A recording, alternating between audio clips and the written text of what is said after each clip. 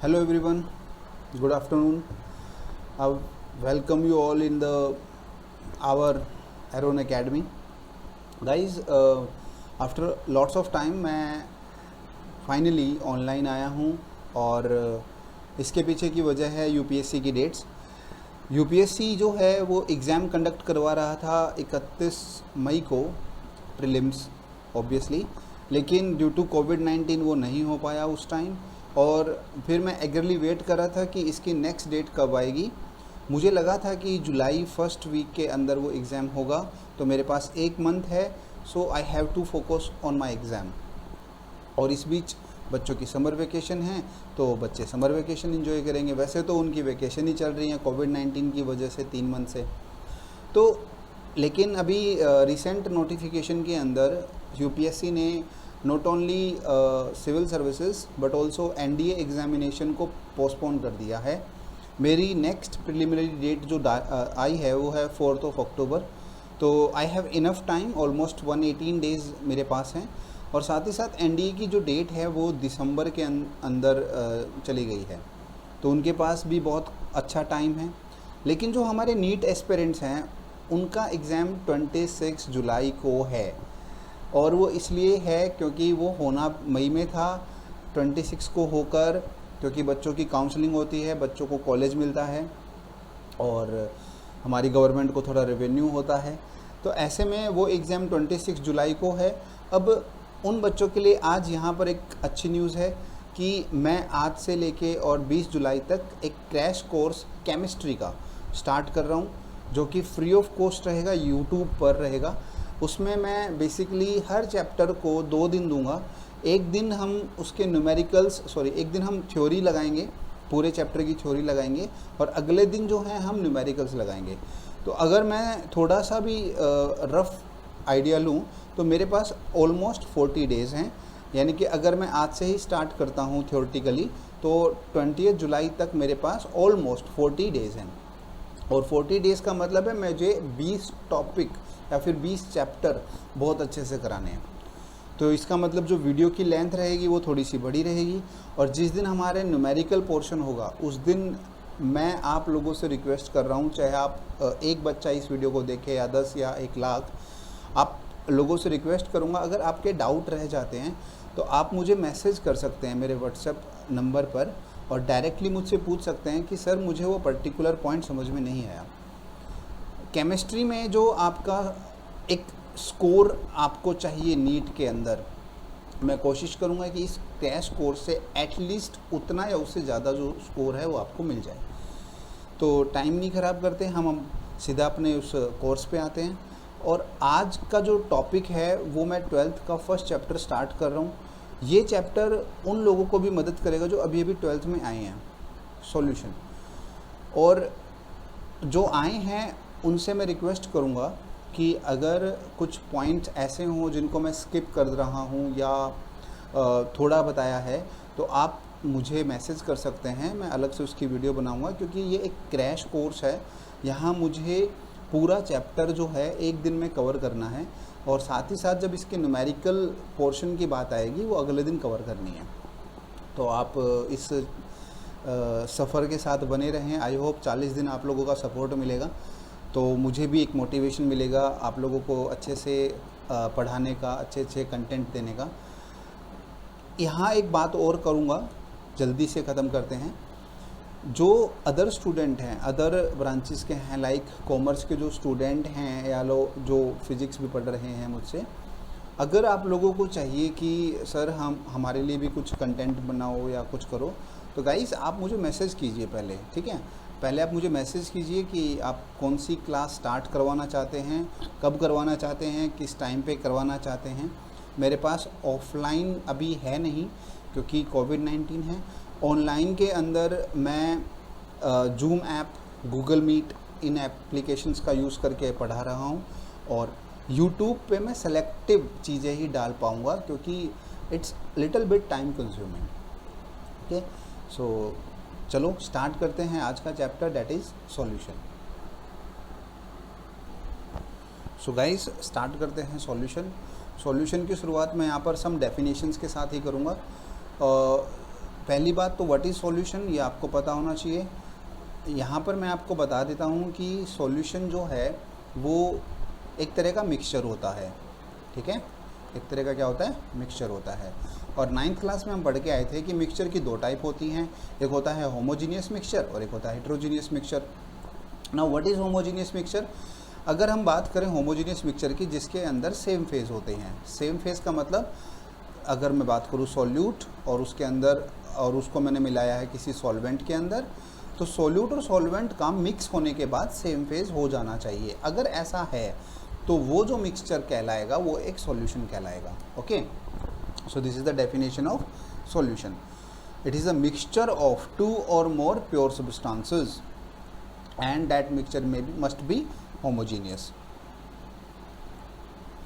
तो जैसे कि 2 टर्म्स मैंने बताई, एक है सोल्यूट और एक है सॉल्वेंट। तो what is solute in the solution and what is solvent in the solution? देखिए मेरी ट्रिक के हिसाब से मैं सीधा बोलूँगा, जो कम मात्रा में होता है, जो कम मात्रा में होता है that is known as solute, और जो ज़्यादा मात्रा में होता है that is known as solvent. Okay, इसका मतलब हमेशा पानी ही सॉल्वेंट नहीं रहेगा, इट कैन बी सॉल्यूट। अगर उसको हमने एक कट्टा चीनी ले लिया और उसके अंदर 1 गिलास पानी मिला दिया, तो जो लास्ट जो फेज़ रहेगा डैट सॉलिड्स, क्योंकि वो चीनी जो है सॉलिड है, तो ऐसे में सॉल्वेंट सॉलिड भी हो सकता है, सॉल्वेंट लिक्विड भी हो सकता है, सॉल्वेंट गैस भी हो सकती है। ओके, तो आपको सॉल्यूट और सॉल्वेंट के बारे में पता लग गया। आप 12th क्लास के अंदर हैं, आई होप आपको ये दोनों टर्म्स क्लियर होंगी। और लेकिन मात्रा के हिसाब से अब आपको और ज़्यादा पता लग गया है कि सॉल्यूट किसे कहेंगे, सॉल्वेंट किसे कहेंगे। आगे चलते हैं जल्दी से। तो यहाँ पर मैंने बता रखा है कि सॉल्यूट क्या है, the part of a solution that being dissolve. अब मैं इस डिजोल्यूशन की डेफिनेशन जो है अभी आगे क्लियर करूँगा कि डिजोल्यूशन क्या है। तो ऐसी चीज़ जो सॉल्वेंट के अंदर मिलेगी उसे कहेंगे सॉल्यूट। सॉल्वेंट क्या होगा, जो मेजर पार्ट होगा सॉल्यूशन का जिसके अंदर सॉल्यूट डिसॉल्व होगा। और मैंने अभी बताया जो ग्रेटर में होगा वो सॉल्वेंट होगा और जो लेसर अमाउंट में होगा वो सॉल्यूट होगा। एंड जब इन दोनों को हम ऐडअप कर देंगे तो क्या बनेगा, सॉल्यूशन। यहाँ पर एक बात और बता देता हूँ, हमारे 12th क्लास में हम सिर्फ बाइनरी सॉल्यूशंस के साथ ही डिस्कस करेंगे guys. Now what is binary solution? Binary solution means only 2 components we have, one is solute and another is solvent. Got it? तो इस बात को याद रखना। तो यहाँ पर देखिए मैंने टाइप्स ऑफ सॉल्यूशन के बारे में हम धीरे धीरे बढ़ते जा रहे हैं। Air in balloon. Air in balloon का मतलब है कि बैलून में जब हमने एयर ली तो उसके अंदर मिक्स एयर थी, ऑक्सीजन थी, नाइट्रोजन थी, और भी हो सकती हैं, ठीक है। लेकिन अभी फ़िलहाल यहाँ पर मैंने ऑक्सीजन कम मात्रा में ली है तो वो सॉल्यूट बन गई, नाइट्रोजन ज़्यादा मात्रा में ली है तो वो सॉल्वेंट बन गई। ऑब्वियसली हमारे जो एयर बैलून्स होते हैं उसमें नाइट्रोजन ज़्यादा मात्रा में ही होती है। अमोनिया वाटर, अमोनिया यहाँ पर सॉल्यूट बन जाएगी, वाटर हमारे पास सॉल्वेंट बन जाएगा। इसके बाद है रबिंग एल्कोहल। रबिंग एल्कोहल के अंदर H2O हमारा सॉल्यूट है एंड एल्कोहल हमारा सॉल्वेंट है। ओके, तो यहाँ पर उनकी मात्रा के अनुसार हमने सॉल्यूट और सॉल्वेंट को डिस्टिंग्विश किया है। यहाँ पर एक छोटा सा गेम है आप लोगों के लिए, आपको बताना है कि इसमें सॉल्यूट कौन होगा, सॉल्वेंट कौन सा होगा। आप बहुत इजीली बता सकते हैं, जिसकी मात्रा जो है कम होगी वो सॉल्यूट होगा, जिसकी मात्रा ज़्यादा होगी वो सॉल्वेंट होगा। इसमें कोई बड़ी बात नहीं है। ये एक इंट्रोडक्शन वाला पार्ट चल रहा है गाइस, जल्दी जल्दी बस आप समझ जाइए कि क्या क्या चीज़ें होती हैं। यहाँ पर फ़िलहाल मैंने सॉल्यूट और सॉल्वेंट के बारे में ही बता रखा है। सेकेंड टॉपिक पे आते हैं। इसके सेकेंड टॉपिक है types of solution on the basis of phase. जो हमारे अलग अलग फेज़ होते हैं उनके आधार पे हम टाइप्स ऑफ सॉल्यूशन करते हैं। कहने का मतलब है जो हमारा गैस है it may B solute, it may B solvent, liquid है वो भी हमारा सॉल्यूट हो सकता है, it may B solvent, and solids also it may B solute and it may B solvent. ये थोड़ी सी टेबल धुंधली सी दिखाई दे रही है, फिर मैं बता देता हूँ। यहाँ पर देखिए state of solution, next slide पे मिलेगी, यस। तो स्टेट ऑफ द सॉल्यूशन यहाँ पर है, ठीक है। गैस इन गैस, तो ओवरऑल जो सॉल्यूशन होगा वो गैसियस फेज में होगा।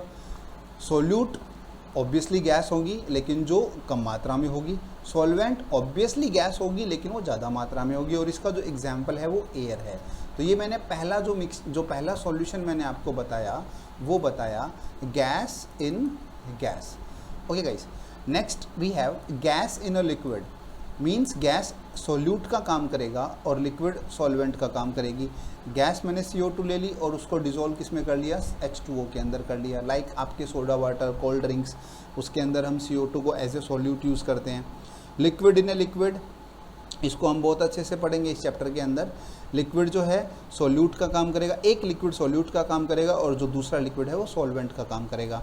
Like acetic acid in water, और जिससे हम सिरका बनाते हैं, that is our vinegar. Okay, solid in liquid, obviously बात है, बहुत ही कॉमन सा सॉल्यूशन है जो हम घरों में भी यूज़ करते हैं, like sugar in water, salt in water, ठीक है ना। तो वो हमारा सॉलिड इन लिक्विड टाइप का सॉल्यूशन है। तो बेसिकली आप ये बहुत ईजिली कर सकते हैं। देखिए यहाँ से कोई क्वेश्चन बन सकता है क्या, बिल्कुल बन सकता है। एक क्वेश्चन ये बन सकता है कि आपको दो चीज़ें मिक्सअप करके, लाइक इथेनॉल एंड मिथेनॉल, इस प्रकार से चीज़ें मिक्सअप करके दिखा दी गई और आपसे पूछ लिया गया कि किस टाइप का ये सॉल्यूशन है। तो बस आपको थोड़ा सा अवेयर होना है कि ये इस प्रकार का सॉल्यूशन है। नीट में इस टाइप के क्वेश्चन नहीं पूछे जाते। नीट थोड़ा सा एडवांस है, तो नीट आपसे क्या पूछेगा, वो आपको एग्जाम्पल देगा। एग्जाम्पल में जैसे मैंने यहाँ पे बताया था वो ना दे के वो आपको टाइप बता देगा, और टाइप के आगे 4 ऑप्शन होंगे कि इनमें से कौन सा जो मिक्सचर है वो इस प्रकार का है। फॉर एग्जाम्पल, जैसे कि मैंने कहा भाई गैस इन लिक्विड, इनमें से कौन सा गैस इन लिक्विड टाइप का सॉल्यूशन है, तो आपको 4 एग्जाम्पल दे देगा। उन 4 एग्जाम्पल में से आपको देखना होगा कि कौन सा मेरा गैस इन लिक्विड सॉल्यूशन है, तो आप उसको टिक कर देंगे, सिंपल सी बात है। तो गाइज़ अब नेक्स्ट है वाटर, जो कि यूनिवर्सल सॉल्वेंट है, क्योंकि वाटर की मात्रा भारत, नॉट ओनली भारत, हमारे पूरे विश्व में बहुत ज़्यादा है, इसलिए हम वाटर को एक यूनिवर्सल सॉल्वेंट के तौर पे देखते हैं। ठीक है, जितनी भी रिएक्शंस होंगी हम मोस्टली में वाटर को ही एज ए सॉल्वेंट लेंगे, और जो सॉल्युबिलिटी हम पढ़ने जा रहे हैं उस सॉल्युबिलिटी के अंदर भी वाटर का हमारा मेन रोल है। सो अब हम धीरे धीरे वाटर और उसकी सॉल्युबिलिटी की तरफ बढ़ रहे हैं, तो थोड़ा सा नज़र अब पैनी कर लो। तो यहाँ एक छोटा सा एक डाउट आ गया है कि how does a solution is form, कैसे एक सॉल्यूशन बनता है। अब जब भी एक सॉल्यूट सॉल्वेंट में मिलेगा क्या होगा, सॉल्यूट और सॉल्वेंट, मान लीजिए AA जो है वो सॉल्यूट है और BB जो है वो सॉल्वेंट है। अब कोई भी चीज़ जब मिलती है तो नए बॉन्ड बनते हैं, पुराने बॉन्ड टूटते हैं, यही होता है ना। जब 2 अलग अलग स्कूलों के बच्चे एक साथ मिलते हैं तो पुराने दोस्त छूटते हैं, नए दोस्त बनते हैं, कुछ ऐसा ही है। यहाँ पर ये जो बॉन्ड हैं AA और BB के बीच में, ये टूटेंगे और बनेगा AB। इसे हम सॉल्यूट कह सकते हैं, इसे हम सॉल्वेंट कह सकते हैं, ये हमने लिए हुए थे। नाउ यहाँ जो बॉन्ड टूटे हैं और यहाँ जो बॉन्ड बने हैं, वहाँ पर 2-3 चीज़ें होंगी जो हम थर्मोडायनेमिक्स के अंदर डिस्कस करेंगे। पहला डेल्टा H, कि डेल्टा H क्या है, नेगेटिव है पॉजिटिव है, और एंट्रोपी डेल्टा S वो नेगेटिव है या पॉजिटिव है। ठीक है, तो यहाँ पर एंथैल्पी की कंडीशन जो है वो यहाँ पर दिखा रखी है। अगर डेल्टा H मिलने के बाद नेगेटिव आता है, it comes out to be negative, तो इसका मतलब वो जो प्रोसेस हो रहा है वो एक स्पॉन्टेनियस प्रोसेस है। मतलब सोल्यूट और सॉल्वेंट चाहते हैं कि वो मिल जाएं, जिसमें मैं आपको एग्जांपल दूंगा NaCl और वाटर का।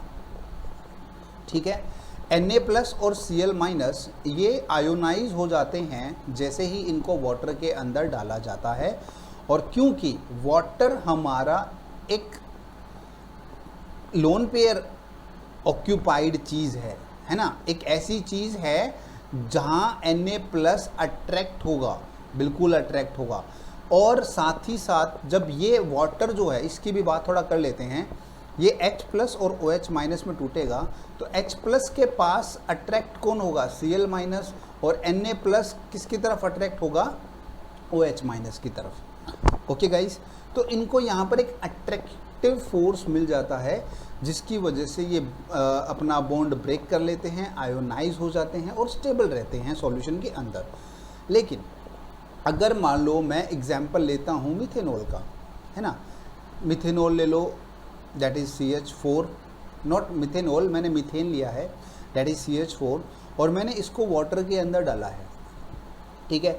यहाँ पर क्योंकि ये एक नॉन पोलर चीज़ है और ये एक पोलर चीज़ है, तो यहाँ पर कोई अट्रैक्शन नहीं होगी, और जब इनके बीच में कोई अट्रैक्शन ही नहीं होगी तो ये इनसॉल्युबल होगा। यही कारण है कि मोस्टली जो ऑर्गेनिक कंपाउंड्स हैं जो नॉन पोलर होते हैं, मोस्टली जो ऑर्गेनिक कंपाउंड हैं जो नॉन पोलर होते हैं, वो वाटर के अंदर इनसॉल्युबल होंगे, ठीक है बेटा, वो वाटर के अंदर इनसॉल्युबल होंगे। यहाँ पे ग्राफिक्स की मदद से समझा रखा है कि किस प्रकार ये जो रेड और वाइट बॉल्स हैं ये हैं वाटर, और ये जो ग्रीन और ब्लू बॉल्स हैं ये है सोडियम क्लोराइड। किस प्रकार एक बार नमक को जब हम पानी में डालेंगे तो वाटर मॉलिक्यूल्स जो हैं वहाँ से सोडियम और क्लोराइड को अलग अलग ले जाएंगे, ठीक है, और इस प्रकार से डिसॉल्व हो जाएगा। आई होप आपको ये बातें समझ में आ गई हों। इस प्रकार से सॉल्यूशन बनता है, यानी कि इसमें क्या क्या कंडीशन थी, पहला डेल्टा H जो है नेगेटिव है, दूसरा सॉल्यूट और सॉल्वेंट का जो नेचर है वो एक जैसा होना चाहिए, ये मैंने बातें यहाँ पे बता दी, और ये बातें मैं आगे जाके बताऊँगा जब फैक्टर अफेक्टिंग सॉल्युबिलिटी हम पढ़ेंगे। तो नेक्स्ट है, यहाँ पर कुछ डेफिनेशंस हैं। The ions are solvated.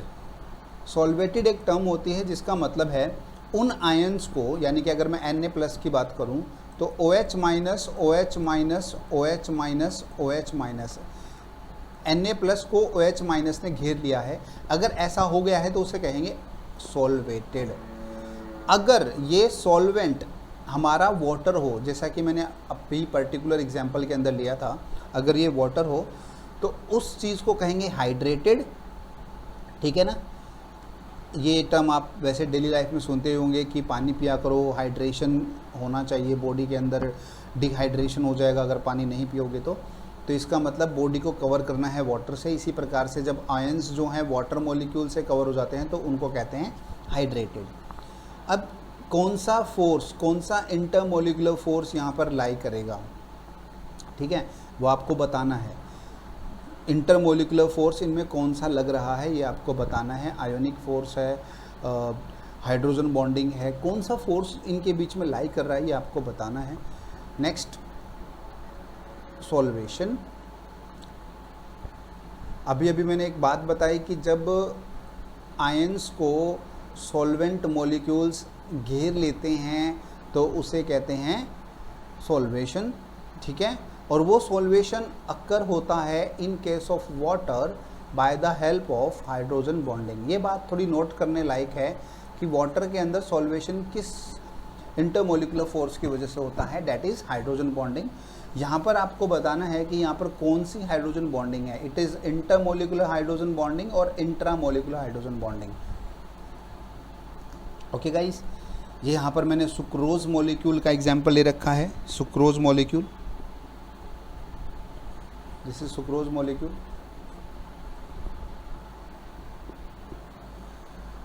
Then एक छोटी सी डेफिनेशन, या फिर यूँ कहें बच्चों वाली खेल कि डाइल्यूट सॉल्यूशन किसे कहते हैं, कंसंट्रेटेड सॉल्यूशन किसे कहते हैं, ये आप लोग बहुत ही आसानी से बता सकते हैं।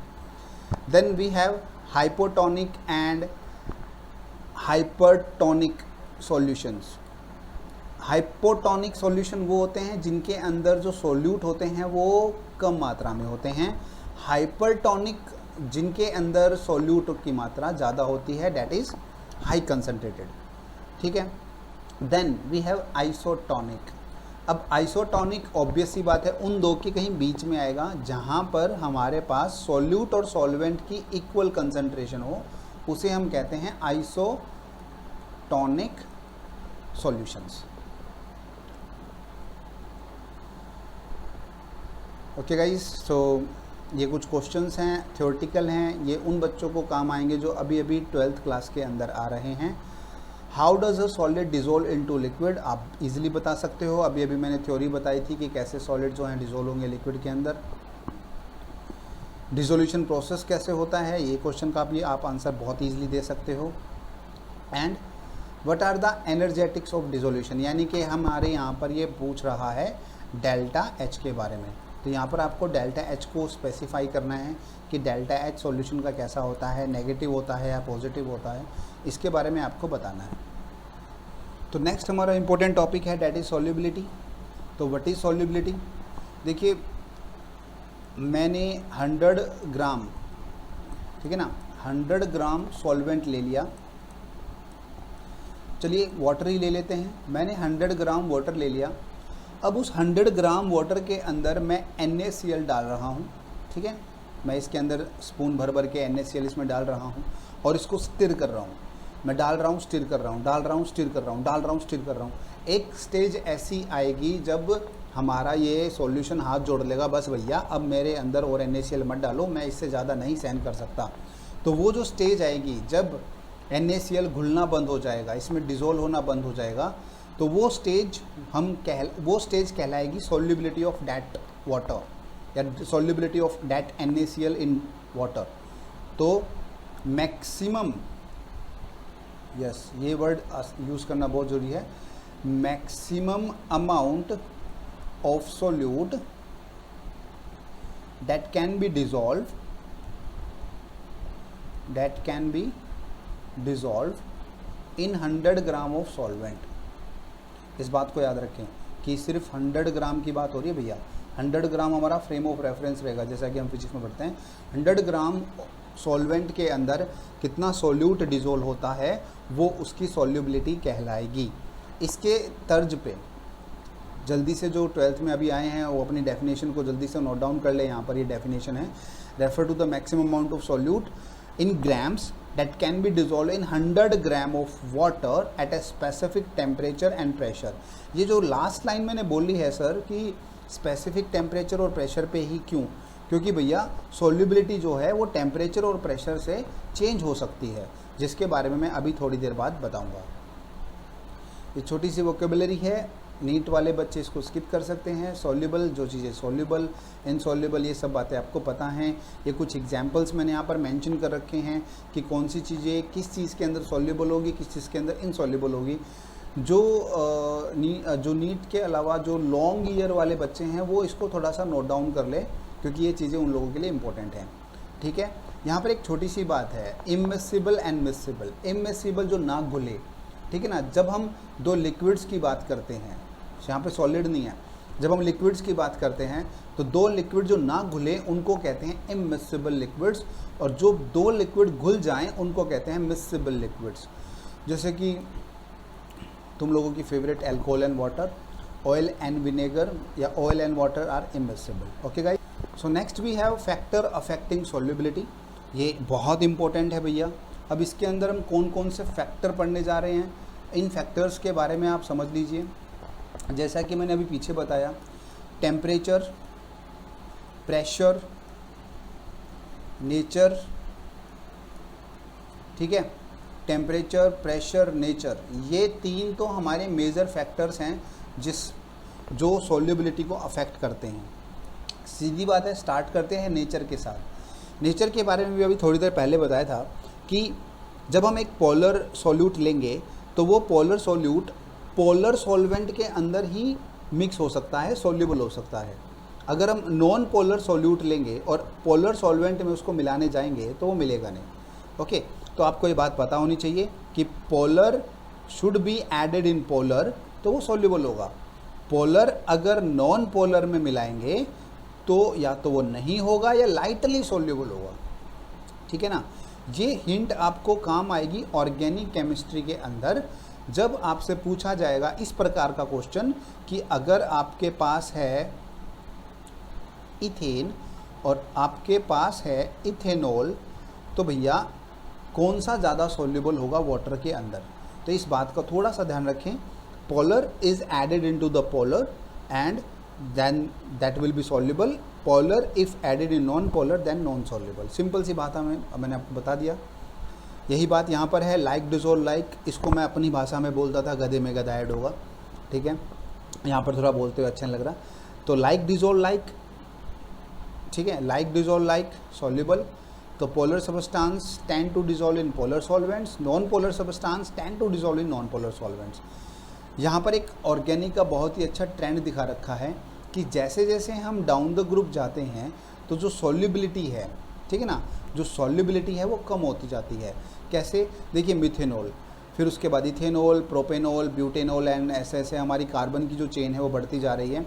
यहाँ पर solubility in water that is infinity, solubility in water is infinity, solubility in water is infinity, लेकिन जैसे ही हम नीचे जा रहे हैं सॉल्युबिलिटी हमारी जो है वो कम होती जा रही है। ऐसा क्यों?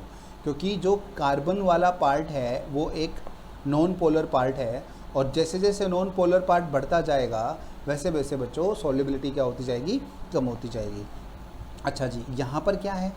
यहाँ पर है ऑर्गेनिक सॉल्वेंट। ऑर्गेनिक सॉल्वेंट का मतलब है नॉन पोलर सॉल्वेंट।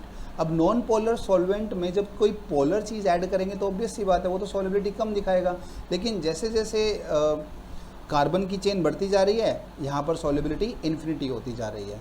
तो क्वेश्चन में प्लीज़ ध्यान से ज़रूर देखें, क्वेश्चन में ध्यान से देखें कि सॉल्वेंट किस नेचर का है और सॉल्यूट किस नेचर का है, तभी आप सही आंसर पे टिक कर पाएंगे।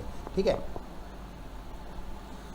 तो then next we have temperature. ठीक है, तो टेम्परेचर कैसे समझना है? यहाँ पर आपको देखिए डिफरेंट डिफरेंट कंपाउंड्स नज़र आ रहे हैं।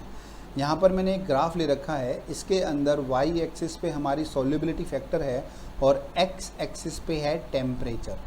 ओके गाइस, तो आप क्या देख पा रहे हैं कि जो कुछ कंपाउंड्स हैं उनकी सॉल्युबिलिटी जो है वो बढ़ रही है, ऑलमोस्ट सभी की बढ़ रही है। देखिए NaCl की भी स्लाइटली बढ़ रही है, KCl की बढ़ रही है, KNO3 की बढ़ रही है, इसकी भी बढ़ रही है, लेकिन सीजियम सल्फेट जो है उसकी सॉल्युबिलिटी कम हो रही है टेम्परेचर के साथ। ऐसा क्यों? तो इस बात को हमें बहुत अच्छे से समझना है कि क्यों टेम्परेचर सॉल्युबिलिटी को बढ़ा रहा है कई जगह पे, मोस्टली जगह पे, और क्यों कुछ एक जगह पे सॉल्युबिलिटी को घटा रहा है। तो आइए इसके बारे में बात करते हैं। तो गाइस बात कर रहे थे हम कि क्यों कुछ कंपाउंड्स जो हैं वो ईज़िली डिज़ोल्व हो जाते हैं टेम्परेचर बढ़ाने से, कुछ नहीं होते हैं। देखो मैंने पीछे बताया था कि जब भी हम बात करेंगे सॉल्यूशन की तो जो सॉल्यूट है वो टूट कर सॉल्वेंट के मॉलिक्यूल से गिर जाएगा, है ना। तो टेम्परेचर है क्या? एक तरह से एनर्जी। तो हम एनर्जी दे रहे हैं, एनर्जी देने के बाद जिस बॉन्ड को टूटना था, फॉर एग्जांपल NaCl के बॉन्ड को टूटना था, वो टेम्परेचर देने के बाद हमें थोड़ी और एनर्जी मिल गई, इसको टूटना और आसान हो गया। यही कारण है कि जो NaCl है वो ठंडे पानी में जल्दी से डिज़ोल्व नहीं होता, लेकिन गर्म पानी में जल्दी से डिज़ोल्व हो जाता है। चीनी का भी यही सेम ट्रेंड है कि ठंडे पानी में जल्दी से डिज़ोल्व नहीं होती, लेकिन गर्म पानी में बहुत जल्दी डिज़ोल्व हो जाती है, क्योंकि उसे एक एक्स्ट्रा एनर्जी मिल जाती है अपने सोल्यूट पार्टिकल्स के मॉलिक्यूल्स के जो बॉन्ड है वो तोड़ने के लिए। ठीक है, बात आपको समझ में आ गई। यही कारण है कि मोस्टली सभी सोल्यूट पार्टिकल्स की सॉल्युबिलिटी टेम्परेचर के साथ बढ़ रही है। लेकिन वहीं अगर हम गैसियस की बात करें तो गैसियस की जो सॉल्युबिलिटी है वो टेम्परेचर के साथ डिक्रीज़ होनी स्टार्ट हो जाती है। ऐसा क्यों? क्योंकि देखिए गैसियस के केस में गैसियस के पास जो काइनेटिक एनर्जी है ना, पहले ही वो गैसियस अवस्था में है, और जैसे ही हमने टेम्परेचर बढ़ाया उनकी काइनेटिक एनर्जी इंक्रीज़ हो गई, और अगर काइनेटिक एनर्जी इंक्रीज़ हो गई तो जो सरफेस के ऊपर गैसियस पार्टिकल्स मूव कर रहे थे वो तो उड़ जाएंगे भैया, और वो उड़ गए तो सॉल्यूबल थोड़ी ना हुए, वो तो भाग ही चले गए, सॉल्वेंट से दूर चले गए। तो इसीलिए गैसियस के केस में ये ट्रेंड उल्टा होता है, और सॉलिड के केस में आप समझ ही गए होंगे कि कैसे वो ट्रेंड ऊपर चलता गया था। तो सर बात करते हैं सीजियम सल्फेट ने ऐसा कौन सा पाप किया था कि उसकी सॉल्युबिलिटी टेम्परेचर के साथ कम होती चलेगी। तो देखिए सीजियम की गलती ये है कि उसका साइज़ इतना बड़ा है, जैसे ही वो डिकम्पोज होगा that can not be covered with the water molecule. अभी मैंने बताया कि size of solute must be comparable with the size of solvent. ये कंडीशन भी तो होनी चाहिए, तभी तो कुछ हो पाएगा। इसी वजह से सीजियम सल्फेट की सॉल्युबिलिटी कम हो गई थी, अपार्ट क्योंकि वो सॉलिड भी है, फिर भी बाकियों की सॉल्युबिलिटी जो है वो इंक्रीज़ हो रही थी। ठीक है, ये बात आपको समझ में आ गई। तो इसको प्लीज़ नोट डाउन कर ले नीट वाले कि CSO4 थ्राइस ये जो है इसकी सॉल्युबिलिटी टेम्परेचर के साथ डिक्रीज़ होती है, इस बात को नोट डाउन कर लें, ठीक है, बहुत इंपॉर्टेंट बात है ये। देन गाइस हम फाइनली आ चुके हैं हमारे हेनरी लॉ के ऊपर, या फिर मैं यूँ कहूँ effect of pressure on solubility के ऊपर, ठीक है, effect of pressure on solubility. तो यहाँ पर बात कर रहे हैं कौन से प्रेशर की, वो प्रेशर जो हम बाहर से लगा रहे हैं, that is external pressure. Okay, इस चैप्टर के अंदर दो प्रेशर्स हम पढ़ेंगे, एक होगा पार्शियल प्रेशर और एक होगा वेपर प्रेशर। दोनों के बीच में आपको कंफ्यूज होने की आवश्यकता नहीं है, मैं आपको समझाऊंगा कि पार्शियल प्रेशर क्या है, वेपर प्रेशर क्या है, हेनरी लॉ क्या है, हेनरी भाई साहब ने क्या लॉ दिया था, इसके बारे में हम डिस्कस करेंगे। इसके अलावा we will discuss about the concentration term, ठीक है। तो यहाँ तक जो फर्स्ट वीडियो थी, देखिए ये बहुत ही बेसिक वीडियो थी, सिर्फ एक इंट्रो पार्ट था। जो अब नेक्स्ट वीडियो इसकी आने वाली है सॉल्यूशन की, जो कि अभी आएगी, आज ही आएगी, दोनों आज ही आएंगी, तो उसके अंदर हम हेनरी लॉ के बाद रॉल्ड्स लॉ तक ideal solution, non ideal solution और हो सकेगा तो ऑलमोस्ट ख़त्म कराने की कोशिश करेंगे। थोड़ा सा फास्ट होगा लेकिन आपको मज़ा बहुत आएगा, क्योंकि मज़ेदार चीज़ें अब स्टार्ट होने जा रही हैं और अब मैं मोस्टली चीज़ों को समझाऊंगा अपने वाइट बोर्ड के ऊपर, ठीक है। तो इस वीडियो के बाद जो नेक्स्ट वीडियो आ रही है, it may be take 1 hour to 2 hour, आप लेकिन ज़रूर देखें, वो भी लेंथी वीडियो होगी, ठीक है गाइस। एंड चलो मिलते हैं नेक्स्ट वीडियो के अंदर।